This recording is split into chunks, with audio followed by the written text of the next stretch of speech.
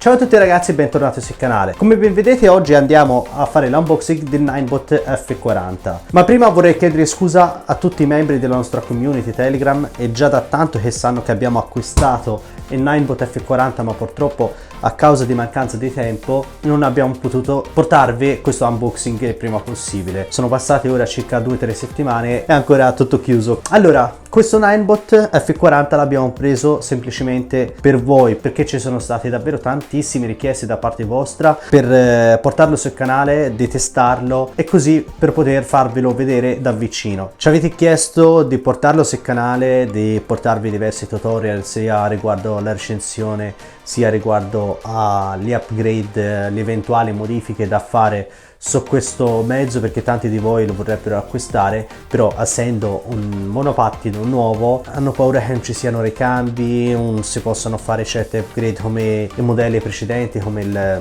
Ninebot G30, come lo Xiaomi. Insomma, in questo caso stiamo parlando di Ninebot F40 e come ben vedete ha una linea promiscua tra uno Xiaomi e un Ninebot. Diciamo che ha un telaio davvero notevole, ha tantissime cose nuove. Ora lo spacchettiamo, poi ve lo faccio vedere da vicino. Prima di iniziare, se vuoi supportare il nostro canale, basta che iscriverti al canale e lasciare un bel like per aiutarci a crescere e per darci la possibilità di poter acquistare altri mezzi come questo e di parlarne sul canale. E ora sigla!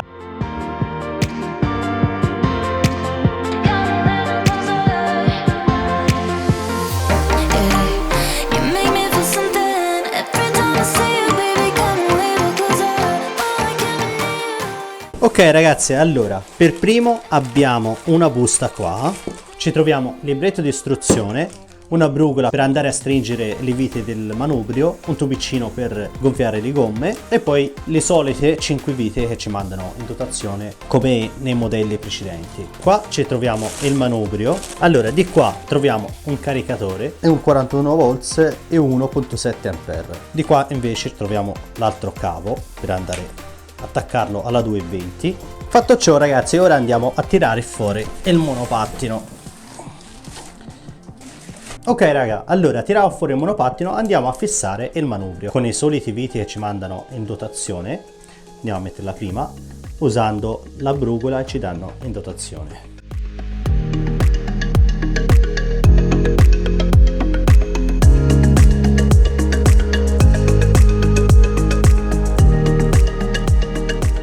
Ok ragazzi, allora fatto tutto ciò non rimane che andare a configurare il nostro monopattino. Così com'è non è pronto subito all'uso. Lo andiamo ad accendere e come ben vedete non ci permette di cambiare marcia. Andiamo a togliere la plastica.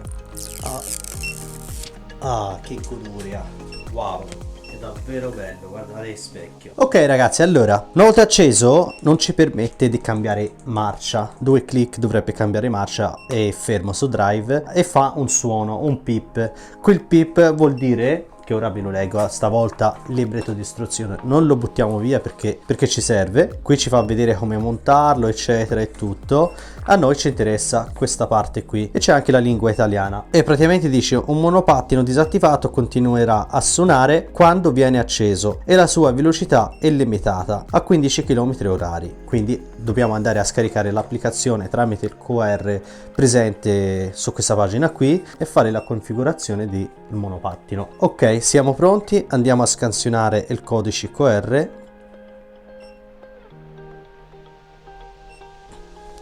Ok, rilevato. In questo caso noi abbiamo un cellulare Android, andiamo a scegliere Android che ci manda direttamente su Google Play. Ora installa. L'applicazione pesa veramente poco, 58 MB, quindi non è tanto pesante, come vi vedete già all'84%, 99. Ok, l'applicazione è scaricata, andiamo a aprirla, accettiamo gli accordi, dici di registrarti o accedere se avete già un account. Ok ragazzi, allora io ho fatto l'accesso. Comunque una volta installata l'applicazione e siamo entrati dentro, digitiamo su cerca veicolo, dobbiamo abilitare questa opzione solo questa volta. Ok, ha già rilevato il nostro scooter, questo qua. Andiamo avanti, ci chiede di cliccare sopra, ci dà la spunta verde. Ok, successivo. Insomma, qui ci fanno vedere una mini clip per la sicurezza alla guida. Praticamente è obbligatorio. Io vi consiglio di guardarlo. Ok, ha finito. Ora andiamo successivo. Configurazione e verifica riuscita. Ok. Ok ragazzi, allora appena attivato, ora ci permette di cambiare marcia. Infatti su S, ecco, drive e sport, e uscirà la spunta Bluetooth e il faro acceso. Insomma ragazzi, come ben vedete, l'applicazione è semplice, è la solita app di Segway. Insomma, al centro ci indica la percentuale della batteria e sulla sinistra ci indica il chilometraggio rimanente e i chilometri percorsi. Siamo ancora a 0 e qui ci segna la velocità. E poi scorrendo in basso, qui ci troviamo altre opzioni: aggiornamento firmware. Io per ora non lo vado a fare assolutamente, perché prima mi devo informare un pochino come funziona questo monopattino, prima provarlo così com'è e poi valutare se aggiornarlo o no, perché come ben sapete nelle versioni precedenti, tipo nell'S2, c'erano degli aggiornamenti, ti bloccano di collegare altre app dei terzi eccetera. Comunque per adesso non lo aggiorno, poi vi aggiornerò magari in un futuro video. Ok ragazzi, allora una volta configurato il monopattino andiamo a testare le velocità. Allora mettiamo su Eco, abbiamo una velocità di 15 km/h. Andiamo su Drive, abbiamo una velocità costante di 25 km/h.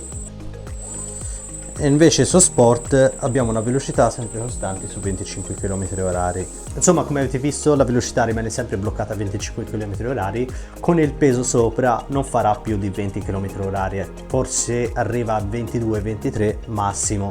Direi ottimo, visto il nuovo regolamento che non ci permette di andare più di 20 km/h, quindi in questo caso siamo tranquilli. Ok ragazzi, allora fatto ciò andiamo a vederlo un po' da vicino. Come ben vedete, la Segway stavolta ha cambiato totalmente linea, hanno fatto davvero un telaio nuovissimo, hanno creato da zero. Come vedete il telaio è fatto da questo tubulare, tutto tubulare che segue fino al fondo. Abbiamo questa bella novità: finalmente hanno aggiunto un freno a disco meccanico e non a tamburo come hanno fatto sul G30. Sul davanti abbiamo un motore 36 volts e da 350 watt. La batteria si trova sotto la pedana e da 15 Ah, è davvero sottile. Su questo punto di vista hanno lavorato veramente bene, è alto solo 6 cm. Hanno lavorato parecchio anche sulla chiusura del monopattino, che sembra davvero molto interessante. Insomma, la chiusura è fatta in questo modo, è tutta in metallo, a parte questo pezzo qui in plastica. Per poter chiudere il monopattino basta tirare su e tirare la leva. Una volta tirata la leva ancora non è aperto del tutto, bisogna tirare un'altra volta e tirare giù e voilà, e così si chiude. Questo sistema è fatto davvero molto bene, è sicuro, quindi anche se vi si apre all'improvviso non si chiude del tutto, rimane comunque bloccato. Dovete tirare un'altra volta la leva e tirare giù e via. Questa chiusura davvero notevole, l'hanno fatta veramente bene stavolta. E poi monta delle gomme tubeless 10x2,50. L'unica cosa che non riesco a digerire della Segway: continuano ancora a fare dei monopattini senza sospensione. Cioè, e tutto il resto del mondo sta facendo dei monopattini con le sospensioni, stanno combattendo tutti per fare dei monopattini che favoriscano una guida sicura. La Segway ancora non è arrivata a questo passo, ancora non hanno pensato di installare dei sospensioni sui loro mezzi. Continuano sempre a farle senza. Vabbè, speriamo che un giorno la Segway si sveglia e che ci possa mettere delle sospensioni sui loro mezzi. Comunque, per questo non vi preoccupate, io dopo questo unboxing andrò subito a fare delle prove sia riguardo alla sospensione anteriore che posteriore. Vado ad adattare un po' di roba che ho in officina, cerco di montare il monorim dell'M365 o quello del Ninebot G30, vediamo se sono compatibili o no, e uguale anche per la sospensione posteriore, vediamo se ci sta il monorim o altri modelli. Riguardo a questo vi aggiornerò, e sicuramente se riesco a scoprire qualche idea per montare delle sospensioni ve lo faccio sapere sempre sul nostro canale. Questo è il tutto ragazzi, ragazzi, vi ricordo come sempre di iscrivervi al canale se ancora non l'avete fatto, soprattutto per rimanere aggiornato su altri nuovi upgrade su questo piccolino. Il prossimo video sarà la recensione completa, poi partiamo con le upgrade sul Ninebot F40. Poi vi ricordo che abbiamo creato anche il nostro gruppo Telegram dedicato ed esclusivamente al Ninebot F40. Potete entrare lì, vi aggiorno riguardo a tutte le modifiche che andrò a fare sul Ninebot F40. Questo è tutto ragazzi dalla Co Creative e noi ci vediamo nei prossimi video. Ciao ragazzi!